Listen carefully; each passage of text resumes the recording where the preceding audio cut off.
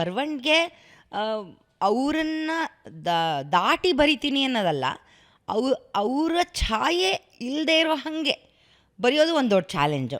So ಹಾಗಾಗಿ ಆ ಚಾಲೆಂಜನ್ನು ನಾನು ಈ ಪುಸ್ತಕದಲ್ಲಿ ಮಾಡಿಲ್ಲ.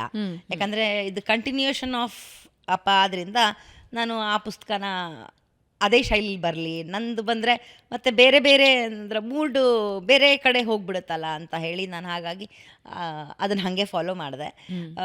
ಬಟ್ ನಾನು ಬರೆಯೋ ಶೈಲಿ ಕೂಡ ಮೊದಲಿಂದ ಆಗಿರ್ಬೋದು. ಓ ಮನಸ್ಸೇ ನಾನು ಎಡಿಟರಾಗಿ 4 ವರ್ಷ ಕೆಲಸ ಮಾಡಿದೆ.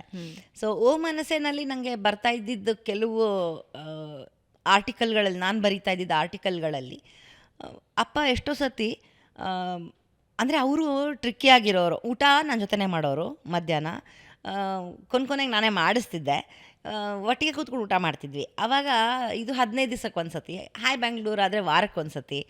ಸೊ